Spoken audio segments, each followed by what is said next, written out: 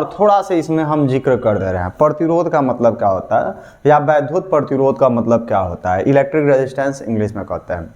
देखिए क्या है, जैसे हम सड़क पे चलते हैं, मोटर वाहन वगैरह लेकर, मोटरसाइकिल, फोर व्हीलर या जो भी चीज़ है, हमारे गति को रोकने के लिए क्या लगा रहता है रोड पे, तो ब्रेकर लगाए रहते हैं। मतलब रोड में जो गिट्टी वगैरह सी जो ढलैया की जाती है, वैसे ही सेम उसी ढलैया का वही मटेरियल से थोड़ा सा ऊंचा कर दिया जाता है। वो करता क्या है, जैसे हम देखते हैं अपना ब्रेक क्या करते हैं, थोड़ा डाउन, मतलब हमारी स्पीड जो होती है उसको थोड़ा डाउन कर देते हैं। नहीं करेंगे तो भी होना है, या तो आप गिरेंगे या तो उड़ेंगे, दो काम में एक हो जाता है। तो वो हमारे गति को रोकने का काम करता था। सेम ऐसे ही जो प्रतिरोध है, ये धारा के मार्ग को क्या करता है, रोकता है। और इसकी डिफिनीशन भी हम पीछे पढ़ा है। कोई भी चालक है, उसमें जब हम धारा का प्रवाह करते हैं तो जो उसके सिरों पर विभवांतर लग रहा है और कितना धारा है, इन्हीं दोनों का अनुपात कर देते हैं, तो यही प्रतिरोध कहलाता है। और मैंने बताया प्रतिरोध का काम क्या है, तो ये धारा को रोकने का काम करता है, मतलब ये धारा को ब्रेक करता है, रोकता है। ठीक है, तो प्रतिरोधों का समायोजन में प्रतिरोध को हम दो प्रकार से कंबाइनेशन करते हैं, समायोजित करते हैं, एक श्रेणी क्रम और एक समांतर क्रम। ठीक है, किस किस क्रम में करते हैं, तो पहला होता है श्रेणी, ठीक है, और दूसरा होता है समांतर। ठीक है, अब देखिए जो घरों की वायरिंग होता है हम इस क्रम में करते हैं। ठीक है, क्यों करते हैं, क्योंकि इसमें जो है सारे उपकरण में अलग अलग धारा बहती है। तो जब धारा अलग अलग बहेगी और वोल्टेज सबको समान मिलेगा। पैरेलल में क्या होता है कि धारा सब में जो है भिन्न भिन्न बहेगी और जो वोल्टेज होगा वो समान होगा। मतलब अगर 220 वोल्ट चाहिए तो 220 वोल्ट हर एक उपकरण को मिलेगा, और जिससे सारी डिवाइस या सारे उपकरण अच्छे से काम करेंगे, क्योंकि वोल्टेज पर ही निर्भर करता है। दूसरी बात कि इसमें वोल्टेज जो होता है भिन्न भिन्न हो जाता है और धारा समान हो जाता है, क्योंकि वोल्टेज हर जगह पर जाके अगर 220 वोल्ट है और उसी एक ही परिपथ में एक ही क्रम में सीरीज में ही सारे उपकरण को जोड़ते हैं, तो क्या होता है कि अगर 220 वोल्ट है तो वही हर उपकरण में, मतलब जितने डिवाइस होते हैं उसमें बढ़ते जाता है और लास्ट में जाते जाते वोल्टेज का मान एकदम न्यूनतम हो जाता है। उपकरण चलाने में असुविधा महसूस होती है। ठीक है, तो इसलिए हम घरों का वायरिंग जो है समांतर में करते हैं, न कि श्रेणी में। अब देख लीजिए, एक सिंपल सा मैं एग्जांपल बता रहा हूं। जैसे आप जिस शहर में रहते होंगे या जिस कस्बे में रहते होंगे या जिस गांव में रहते होंगे, गांव के बाहर ट्रांसफार्मर लगता है। ट्रांसफार्मर के जो समीप जो घरें होती हैं वहां वोल्टेज अच्छी आती है। गांव के एकदम पिछले या जिस कस्बे में मोहल्ले में रहते हैं वहां एकदम लास्ट, मतलब ट्रांसफार्मर से जो जो दूरी बढ़ाते हैं वहां पर क्या होता है, वोल्टेज कम होने लगता है। इसका रीजन है सीरीज, क्योंकि हम जब कनेक्शन लेते हैं, कटिया लेते हैं, तो हम जो भी कनेक्शन लेते हैं वो सीरीज में लेते हैं, और इसी के कारण जो है सीरीज में होता जाता है, लास्ट में वोल्टेज बढ़ता लास्ट में एकदम न्यूनतम हो जाता है, कम से कम हो जाता है। ठीक है, तो आज इसी सीरीज में कितना प्रतिरोध होता है इसी को निकालना है। ठीक है, तो इसको हम मिटाते हैं और देखिए हम हेडिंग डाल रहे हैं श्रेणी क्रम में। इस पे बोर्ड पे बहुत ज्यादा सवाल आते हैं बोर्ड में, और हर साल का कंपलसरी क्वेश्चन है। इस पे न्यूमेरिकल भी आता है और भी न्यूमेरिकल भी एक इस पे एग्जाम्पल थ्रू समझा देंगे। तो फर्स्ट नंबर हम समायोजन कर रहे हैं श्रेणी क्रम में। ठीक है, श्रेणी क्रम समायोजन आखिर में कितना होता है श्रेणी क्रम समायोजन में, तुल्य प्रतिरोध।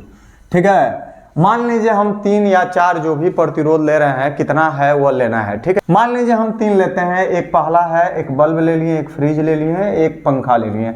सबका अपना अपना रेजिस्टेंस होगा, कुछ ना कुछ धारा को रोकेगा, श्योरली है, और सबका अपना अपना खुद का वोल्टेज होगा। अब किसके पास कितना कितना वोल्टेज जाता है ये बाकी बात है। 3 प्रतिरोध हमको लेना है। पहला मान लीजिए हम R1 लेते हैं। ठीक है, यहाँ पे हम लेंगे R1। प्रतिरोध का सिंबल यही होता है, तो यहाँ हमारा हो जाएगा R1, यहाँ वाले पे हो जाएगा हमारा क्या R2, और यहाँ वाले पे हमारा हो जाएगा R3। हमने कहा 3 प्रतिरोध लेना। ठीक है, और इसको हमें बाह्य परिपथ से जोड़ देना है।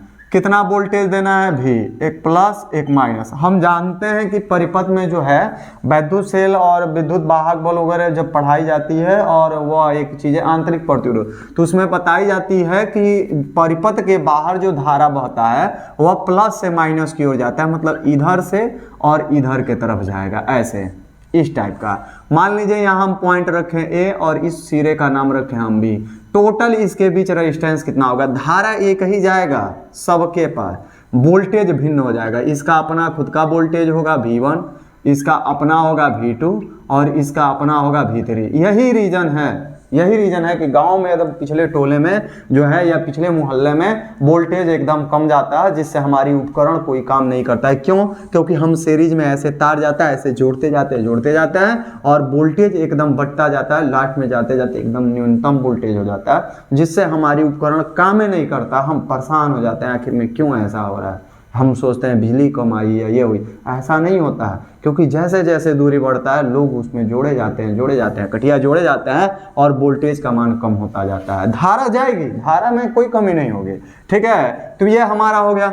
अब देखिए इसका डेरिवेशन एकदम छोटा सा हम देंगे, लिखेंगे हम कि ए और बी के बीच टोटल विभवांतर कितना होगा। तो लिखेंगे ए व बी के बीच क्या निकाल लीजिए, कुल वैद्युत विभवांतर। इसकी भी डिफिनीशन हमने पढ़ा चुका है, ठीक है। विभवांतर टोटल कितना होगा, तो V इक्वल टू होगा V1 प्लस हमारा होगा V2 प्लस और क्या होगा V3 प्लस और रहता और जोड़ते जाइए, ठीक है। इसको रोके रहिए। अब चूंकि हम ओम्स लॉ जानते हैं, इसका भी वीडियो वगैरह बना चुके हैं। ओम का नियम क्या कहता है? यही कहता है कि कोई भी चालक तार है, उस तार की भौतिक स्टेट ले लीजिए, फिजिकल स्टेट, उसमें क्या आएंगे, ताप आएंगे, दाब आएंगे, लंबाई आएंगे, इसमें आपको चेंजिंग नहीं करना है। तो उसमें कितना विभवांतर उसके सिरों पर लग रहा है और कितना उसमें धारा प्रवाहित हो रहा है, इनका अनुपात एक नियतांक होता है, यह दोनों आपस में समानुपाती होते हैं, ये थ्योरम कहता है। तो ओम के नियम से हम क्या जानते हैं? तो यही जानते हैं V बराबर होता है हमारा R इंटू आई। ये आप पढ़ चुके हैं बेसिकली। तो अगर V1 है तो लिखेंगे इसी प्रकार, अगर हम लिखते हैं V1 तो हमारा क्या हो जाएगा R1 इंटू आई। V2 लिखते हैं तो हम लिखेंगे R2 इंटू आई। धारा हमारा समान है इसलिए हमने आई लिखा है और कोई इसका रीजन नहीं है। अगर V3 लिखते हैं तो क्या लिखेंगे R3 into I dot dot dot. ये सभी वैल्यू इसमें रखते हैं। जब रखेंगे तो हमारा क्या हो जाएगा, V के जगह पे हम क्या लिखेंगे R इंटू आई। हम एकदम कहें ना, एकदम सरल, कभी आप फंस ही नहीं सकते हैं। इतना बेहतरीन आपको डेरिवेशन मिलेगा। हमें नहीं लगता है कि कोई इससे बेहतरीन कोई जो है आरामदेह तरीके से, इसमें कई डेरिवेशन, कई थ्योरम भी हम बता चुके हैं। जैसे मान लीजिए ओम्स लॉ हो गया, विभव की परिभाषा हो गया, और भी कुछ चीज़ें आ जाएंगे। हम हैं तो 10-10 सेकेंड लगता है, लपेटना क्या है भाई, ठीक है। तो आप इस डेरिवेशन में फंस ही नहीं सकते हैं। मैं एकदम उम्मीद है कि नहीं फंस सकते हैं, और ख़ास तौर पर मेरा लिखा हुआ तो कभी फंस ही नहीं सकते हैं, क्योंकि एकदम कहाँ आप फंसेंगे वहाँ हम तोड़ देते हैं, वहाँ शब्द डाल देते हैं। जहाँ जहाँ संभावनाएं होती है कि यहाँ आप फंस सकते हैं, वहाँ हमने वहाँ कुछ ना कुछ शब्द डाल देते हैं ताकि आप फंसेंगे ही नहीं। तो V के जगह पर क्या लिखेंगे R इंटू आई। V1 है तो V1 के जगह पर क्या लिखेंगे, तो R1 इंटू आई, ठीक है। यहाँ पे थोड़ा सा इसको साफ करने दीजिए, लिखेंगे R1 इंटू आई। चलिए V2 के जगह पर क्या लिखेंगे R2 इंटू आई। V3 के जगह पे R3 इंटू आई। हमने क्या किया, ये वैल्यू यहाँ पे रखा इतना, ये वैल्यू यहाँ पर रखा, ये वाली यहाँ पर रखा और ये वाली यहाँ पर रखा हमारा वह हुआ। इस समय कामन क्या है, तो कामन हमारा आई है। कामन लेंगे तो R1 प्लस R2 प्लस हमारा R3 प्लस और रहता तो और जोड़ते हैं। सब में कामन आई था, काट दिए। हमारा टोटल प्रतिरोध R इक्वल टू क्या आया, R1 plus R2 plus R3 plus dot dot dot, ऐसे हो गया हमारा आंसर, ठीक है। यह हमारा होता है तुल्य प्रतिरोध, टोटल प्रतिरोध का ये फार्मूला है तुल्य प्रतिरोध का, ठीक है। अभी इसमें एग्जाम्पल हम दिखाते हैं ना, मौखिक हो जाएगा, ठीक है। इसलिए दिमाग में रखिए कि आपके घरों पे अगर गांव के पिछले मोहल्ले में है और वोल्टेज काहे नहीं आता है, तो मेन रीजन यही है। आप ट्रांसफार्मर अलग से ले जाइए ना, अपना फ्रेश ले, देखिए अभी कितना तेज जलेगा, अड़क भड़क जाएगा आपके घर का उपकरण, ठीक है। तो ऐसा हमको करना नहीं है, ठीक है। उसके लिए आप वोल्टमीटर का यूज, वोल्टेज वगैरह लगवा लीजिए तो भी हो जाएगा। इतना रिस्क उठाने की जरूरत नहीं है, ठीक है। रिस्क उठाएंगे कहीं ना कहीं सावधानी हट जाएगी, दुर्घटना घट जाएगी, ठीक है। तो ये चीज़ें हमको नहीं करना है, ठीक है। हमको क्या करना है कि हमको पैरेलल में जोड़ना है, न कि सीरीज में। घर की वायरिंग ऑलरेडी देख लीजिएगा, पैरेलल में होता है, इस सीरीज में होता नहीं है। हाँ, ये कहाँ होगा, जहाँ हमको वोल्टेज जो है कम करना होगा, या हमको जो है सीधी सी बात है वोल्टेज कम करने के लिए हम क्या करते हैं, पैरेलल में जोड़ देते हैं रेजिस्टेंस बढ़ाने के लिए। रेजिस्टेंस बढ़ाएंगे तो वोल्टेज घटेगी, ठीक है। क्योंकि ये सब अलग अलग देखिए क्या है, अलग अलग वोल्टेज सबका मिल रहा है। यहाँ कुछ और मिलेगा, यहाँ कुछ और, क्योंकि एक वोल्टेज 200 अगर 20 वोल्ट दे रहे हैं तो यहाँ 3 रूपों में बट जा रहा है, ठीक है। और इसमें रेजिस्टेंस बढ़ जाती है, टोटल परिपथ में रेजिस्टेंस बढ़ जाती है, ठीक है। इसलिए हम जो भी अगर रेजिस्टेंस बढ़ाना है, प्रतिरोध बढ़ाना है, तो हमको सीरीज में जोड़ना ही पड़ेगा।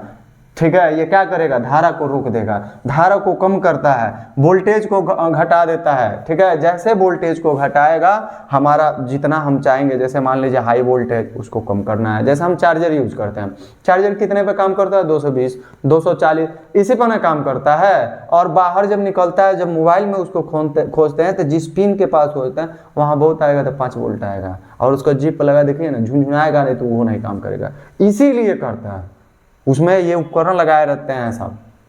ठीक है। ये धारा को क्या कर देता है, कम कर देता है, वोल्टेज को घटा देगा। जैसे घटाएगा, आपका बाहर अगर 220 है तो उसको 5 वोल्ट बदल देगा। और तो और उसमें ट्रांसफार्मर का यूज हो जाता है, वह ऊंचाई वोल्ट मतलब उच्च वोल्ट को निम्न वोल्टेज में बदलने का भी काम करता है। ठीक है। तो हम सिंपल से, इसमें बहुत सारे थ्योरम लगते हैं, बहुत बुद्धिजीविता दिमाग में लगाना पड़ता है। ठीक है। बुद्धिजीवी बनना पड़ता है, तब हमको पूरी गोल आता है सिलेबस का कि हमको क्या करना है। ठीक है। देखिए